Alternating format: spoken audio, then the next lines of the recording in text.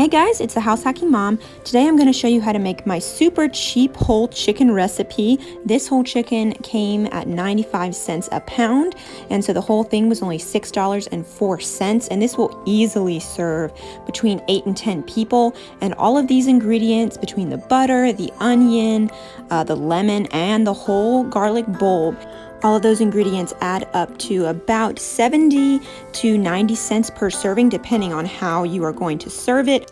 When I make chicken this way, the first night I will serve some chicken pieces, and then for the rest of the week I'll make things like chicken burritos, chicken stir fry, chicken noodle soup. So it's just a really great way to get a head start on your meal prep for the week.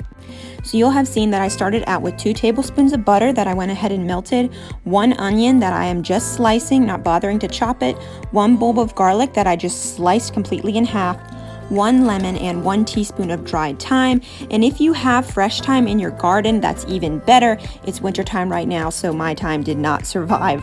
So you see, first I took the chicken out of the package, I took the giblets out of the inside, and I just dried it with paper towels. Never, ever, ever wash your chicken in the sink. That is a really good way to get chicken bacteria all over your kitchen, and it's very hard to make sure that you've gotten it all out. So the best thing to do is just dry it with paper towels. So now you're just going to stuff the chicken cavity with the lemon, the thyme, the garlic, and a good amount of kosher salt. And don't be afraid to use a good amount of kosher salt, because this is obviously a big piece of meat and you want to make sure that your chicken is well seasoned, because you're not going to be able to salt it really anywhere else except inside the cavity and around the outside. So now you're going to close up that cavity by tying together the chicken legs, and then you're also going to bend back the wings, and that will help the chicken to cook more evenly and just help it remain juicy all over. And now you're going to brush it generously with those 2 tablespoons of butter, and then you're going to season generously with the salt and some fresh ground pepper.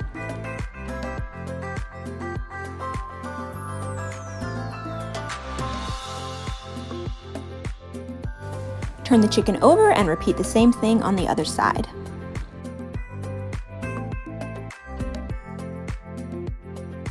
And lastly, you're just going to place those onion slices around the chicken and you are done.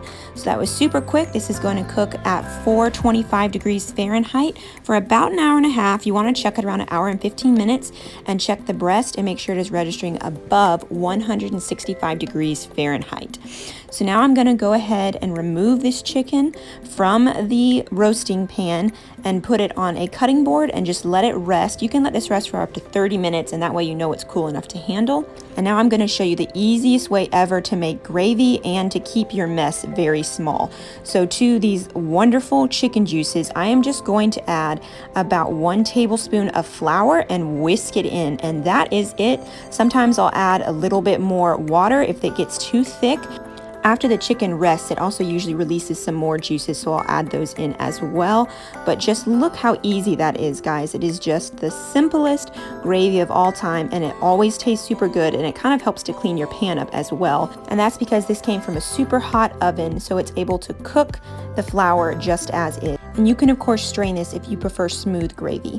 So now we're just going to cut up the chicken super easily, and you can see how tender this is, guys. It's pretty much fall off the bone tender, and I'm just pulling off the wings, and then I am going to slice off the chicken legs and the chicken thighs and try to keep those more or less intact, because my husband and I enjoy eating those for dinner.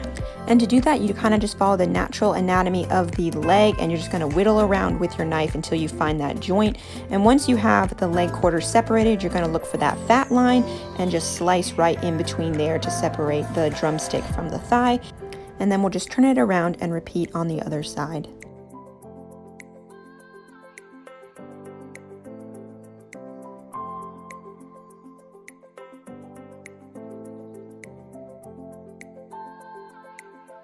Now, to get as much of the breast meat off as possible, you're going to feel for that breastbone, and then you're just going to slice in small increments and kind of ease off the meat from the bone. And that way you're going to make sure that you get as much of the meat as possible, pretty much just leaving behind the bone.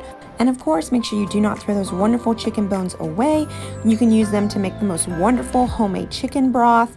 and I will link my recipe in the cards above and the description below. And that chicken broth will be completely free pretty much because you'll be making it with these chicken bones that you've already used. So I'll keep picking at this chicken until I've gotten all the meat off that I can, and none of the meat left on here will be wasted because it'll be used to make chicken broth. So you can see that eating cheaply does not have to mean less delicious or less healthy for you and your family.